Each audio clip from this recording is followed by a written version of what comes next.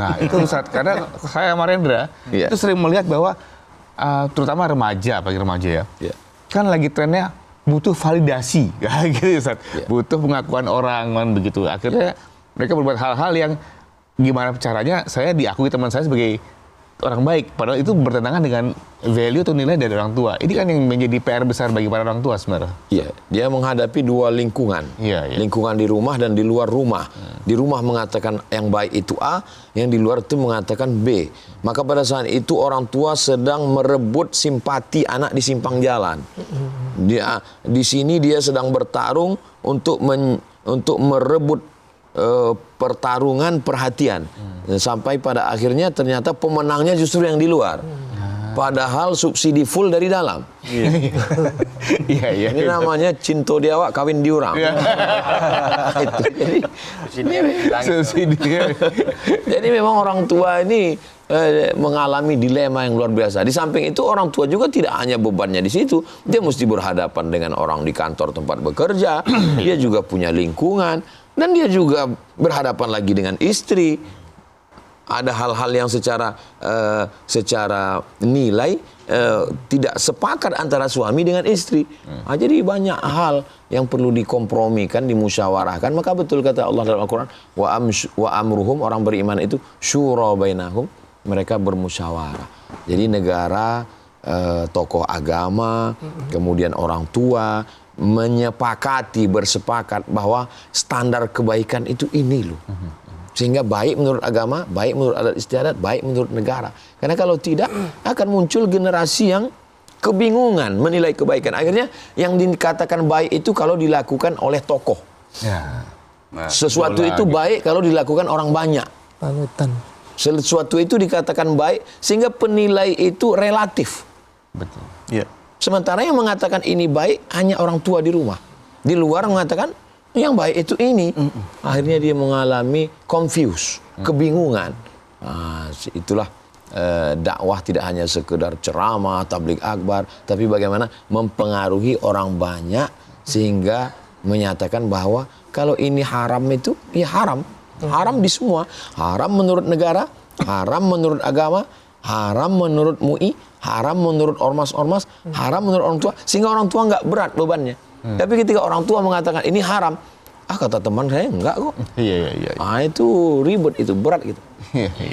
Ustadz, kita juga banyak yang percaya juga kalau anak adalah cerminan kita di masa lalu. Dan ini apakah benar juga misalnya anak yang nakal ini adalah akibat dari dosa-dosa kita di masa lalu, Pak Ustadz? Wala karena kita karma gitu, ada unsur karmanya gitu Ustadz gitu kan. Wala taziru waziratu wizra ukhra. Orang tidak memikul dosa orang lain. Jadi kalau kita dulu pernah punya masa lalu nakal, jahat, dosa, kemudian bertaubat nasuha, illa man taba, orang yang bertaubat, wa amana, beriman, wa amila amalan solihah, beramal soleh. Ulaika, mereka itu yubaddilullahu sayyiatihim, maka semua dosa-dosanya sudah diganti Allah dengan yang baik. Jadi bahwa ada dalam pikiran ini anak saya ini nakal nih gara-gara saya nakal dulu, itu nggak benar. Kita sudah bertobat, kita sudah baik. Ya anak ini kita, karena kalau begitu nanti kita itu menjadi pembenaran. Ini anak-anak ini nakal nih gara-gara saya nakal dulu. Udahlah biar aja lah dia nakal. Nah, itu nggak bisa begitu. Kembali ke pendidikan anak Pak Ustadz. Untuk masalah paling utama kan pendidikan sholat Pak Ustadz. Sholat. Nah, kalau menurut anak kan sekedar menjalankan kewajiban. Sementara ada surat di Al-Ma'un ayat 4 dan 5 itu kan kalau orang lalai itu tidak sholat tuh. Maksudnya gimana Pak Ustadz? Fawailul lil musallin. Celakalah orang yang sholat. Siapa itu? Alladzina hum an sholatihim sahun. Mereka melalaikan sholatnya. Yang pertama, melalaikan sholat sampai nggak sholat. Yang kedua, dia sholat tapi dalam sholatnya dia lalai. Jadi kita hanya berusaha menasehati, mengajak sampai dia sholat, sampai akhirnya sholat itu mendarah daging, sampai akhirnya sholat itu dia merasa nggak nyaman kalau nggak sholat. Sampai kapan kita mendidik dia ini? Ya sampai kita mati. Walaupun kita sudah terbujur, sudah mau mati di ruang ICU, tetap kita bisikkan ke telinganya, udah sholat belum? Nasihat terakhir kita, jangan tinggalkan sholat. Itu lebih masuk ke telinganya daripada ustadz yang ceramah. Sejam ustadz ceramah belum tentu masuk ke telinganya. Tapi pas dia mau mati, berapa banyak anak jadi baik setelah bapaknya meninggal? Iya. Ustadz Somad itu ponakan saya itu dulu nakalnya. Setelah kakak saya meninggal, jadi baik sekarang. Kenapa? Titik balik dia ketemunya di situ. Justru titik baliknya ketemu waktu pesan bapaknya terakhir itu. Sholat. Mati bapak. Diingat terus. Ingat terus dia. Nah, pesan bapak. Dan dia sampaikan ke anaknya. Pesan kakekmu dulu terakhir ke telinga saya. Sholat. Jadi jangan pernah berhenti untuk mengajak. Kalau anak-anak diajak Nggak ke ada masjid kata untuk terlambat. sholat di mana Pak Ustadz? Kadang-kadang DKM itu melarang anak-anak bawa ke masjid. Nah ini kendala buat kita pengurus masjid Pak Ustadz. Sebaiknya seperti apa? Selama anak-anak masih ada di masjid, berarti masjid itu masih selamat 20 tahun akan datang. Tapi kalau masjid itu sudah sepi sunyi dari anak, yang kedengaran hanya batuk, berarti Hiburannya di anak-anak Pak Ustadz ya. Ketawa, masjid ribut, ramah, lari-lari. masjid ramah anak. Oh, anak-anak ini ribut Pak Ustadz. Ya namanya anak-anak, bapaknya aja kalau udah ketemu bapak-bapak ribut.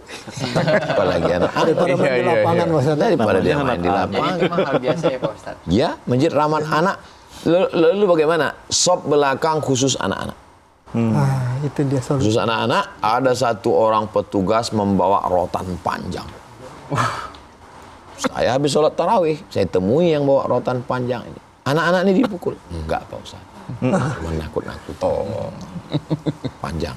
Nanti dia tarawihnya setelah selesai semua. Satu petugas khusus. Karena kalau anak-anak ini nggak dibawa ke masjid, dia kehilangan memori. Betul. Iya. Cocok, setuju. Saya khutbah di Banjarbaru.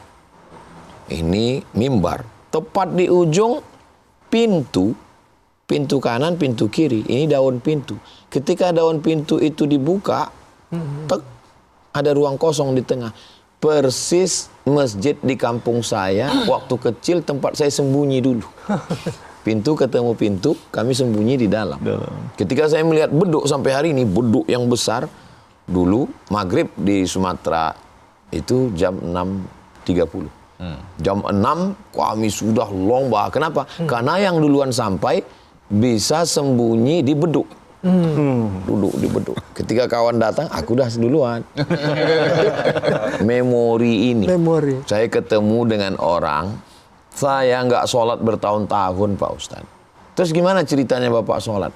Ketika saya sudah masang ini stage untuk konser band, lagi capeknya, matahari mau tenggelam, terdengar suara azan maghrib. Allahu Akbar, Allahu Akbar. Merinding. Terbayang wajah bapak saya waktu bawa tangan saya ke masjid maghrib. Suasananya persis seperti rona merah ini. Memori masih ingat. Masih ada memori. Bagaimana ketika anak kita nggak punya memori sama sekali? Masya. Yang ada memori game online, Game online. memori mall, memori. Jadi mumpung momen Ramadan, bawa dia, gendong dia, makan sahur, bawa sholat subuh berjamaah, pangku dia duduk. Saya hari ini kalau ngelihat sedang tablik akbar di tanah lapang, lihat anak-anak kecil di bawah ibunya, saya tidak melihat seorang ibu dengan anak, saya tidak melihat seorang ayah dengan anak, saya sedang melihat diri saya 40 tahun yang lalu yang dibawa orang tua saya.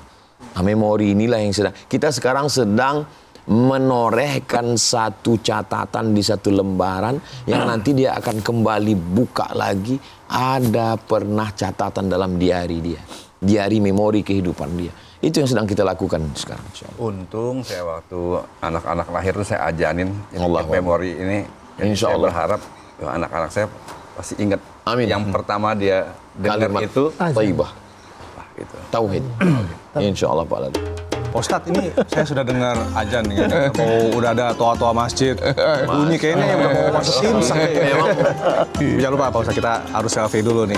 Nah, Wajib sebagai kenangan, memori. Merapat. rapat dulu semua.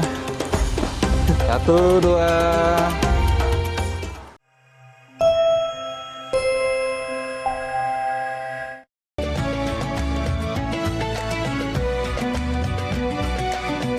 Anda baru saja menyaksikan Indahnya Ramadan didukung oleh